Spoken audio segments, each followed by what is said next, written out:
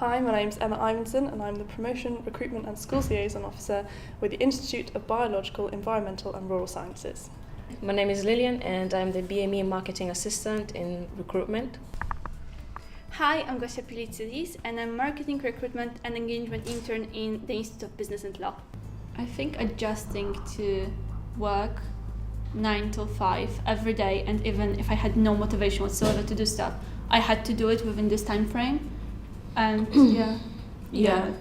would say the same thing, learning, because it is completely different to school, college, even being a student at uni, motivating yourself to get everything done, keep yourself on track, be positive and cheery all day, you know. There's like a certain timetable you have to follow. As a student, you know you only have to wake up for so-and-so lecture and seminar, and then after that you can do what you want the rest of the day or however way you want it. But working in an office, you know, you gotta be in front of the screen, sitting down for the good 7-8 hours every day, Monday to Friday.